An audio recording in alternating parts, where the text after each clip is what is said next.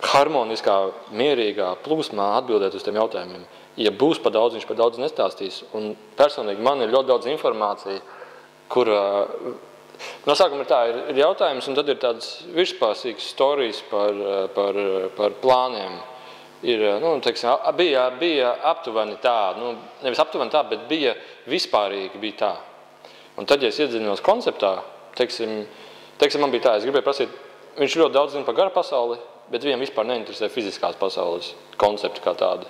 Teiksim, tur planetāra izvietojumi, tur atomu fizika un vispārējais. Viņam interesē tikai gara pasaule un tikai dvēseles un tikai personības, ar kurām var veidot tos kontaktus un tādas. Tā kā kaut kā uz to pusi tikai interesē. Un, teiksim, man bija jautājums radās par planetāro izvietojumu un kāpēc tās. Teiksim, es domāju, ja tu esi tik daudz zinošs, tad noteikti tu zinās arī par planētām. Es tā pats prasīju. Tad bija tā, ka pazud viņš. Un tad viņš atveda vienu citu čoku. Ar billītēm bija tāds īsāk augumā. Tas mans vizuālais tulkojums. Un viņš tā, ok, kas tev interesē? Planēta izvietojumi, jā, nav problēma. Planēta izvietojumi ir ļoti...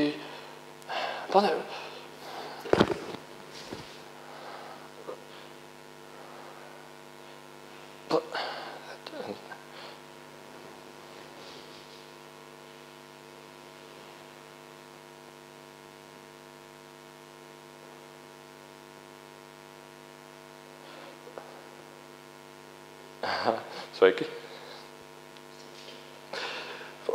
Planēta izvietojumi ir ļoti, viņi ir ļoti, grūti jūs būtu izstāstīt, bet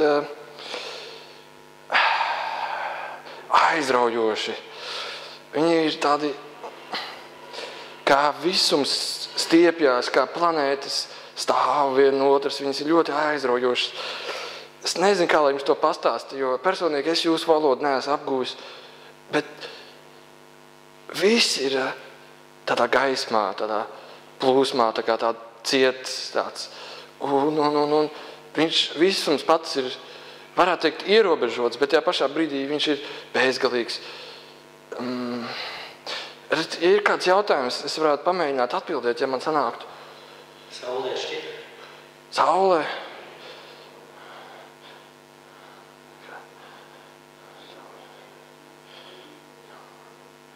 Mēs teikt, ka saule neeksistē. Ka saule ir enerģija, kas staro. Fiziski, ja jūs no fiziskā ķermeņa jūs to skatītos, jūs teiktu, ka viņa ir karsta, bet viņa nav karsta. Garu pasaulē viņa staro. Viņai ir sava enerģija ar masu, kas veido vienlaikus antigravitāciju, gravitāciju un centru, ap kuru noteiktas formas planētas formējās un stāv. Teiksim, Matīsam jau teicu, ka ir gravitācija no planētām un ir antigravitācija. Planētē varbūt nebūtu tādas īpatnības, kā jūs varētu saukt viņu par planētu, bet viņa stāro.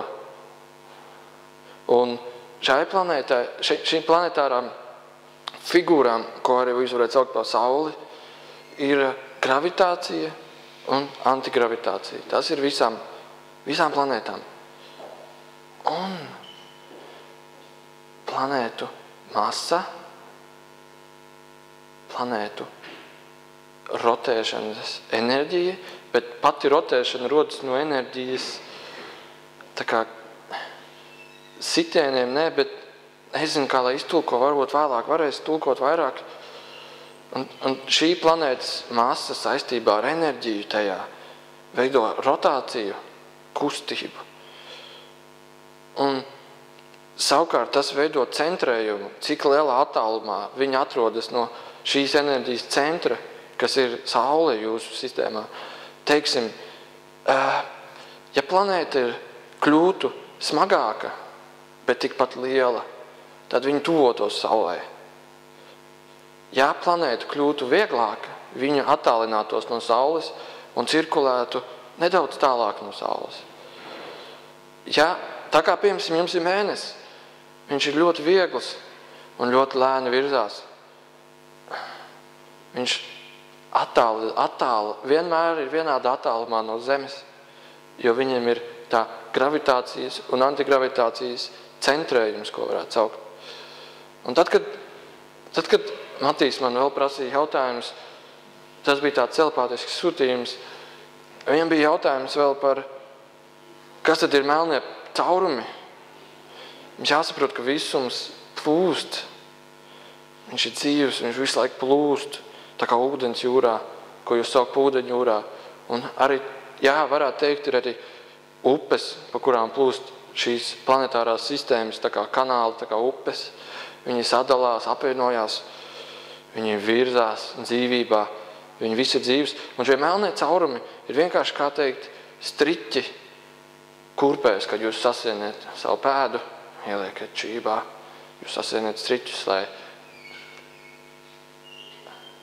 nebūtu pareizi teikt, lai pēda nekur nepazūd, vai pēda neizstiepjās, bet lai ir tā forma paliek un turās, neatkarīgi no plūsmas. Un es varētu varbūt ar rokām apmēram ilustrēt to kustību, bet Matīs negrib ļaut, jo viņš vēl mācās kanālu tulkot un grib iepazīt to visu vēl vairāk.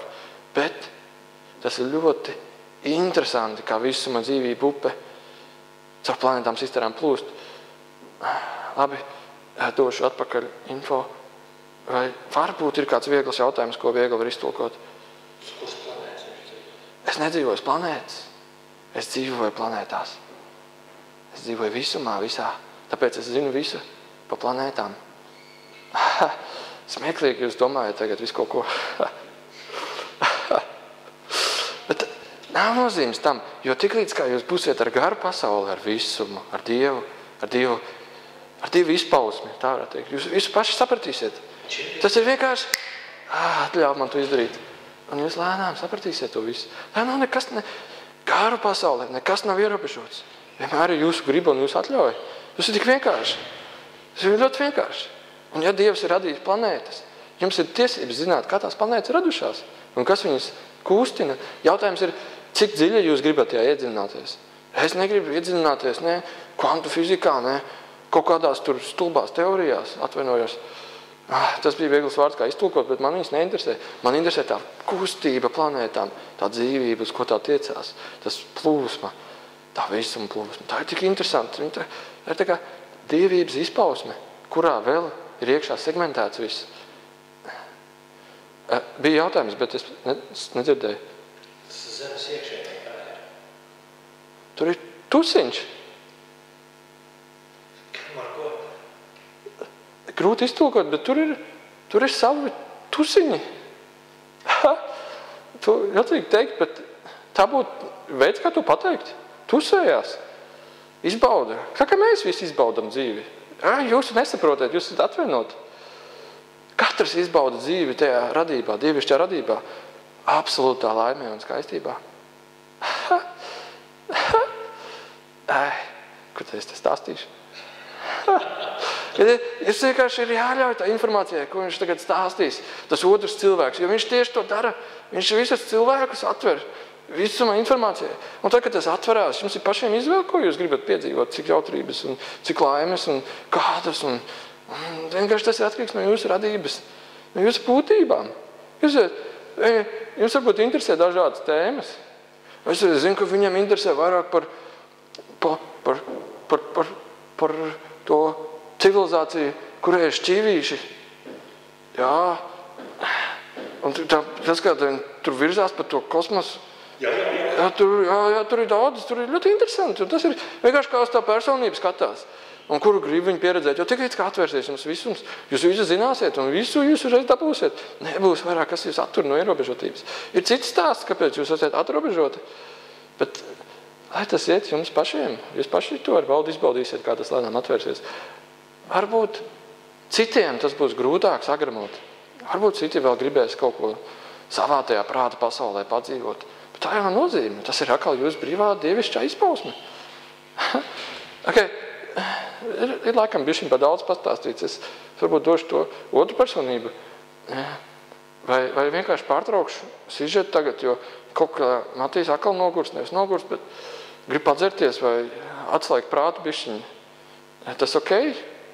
Jā, paldies jums. Paldies.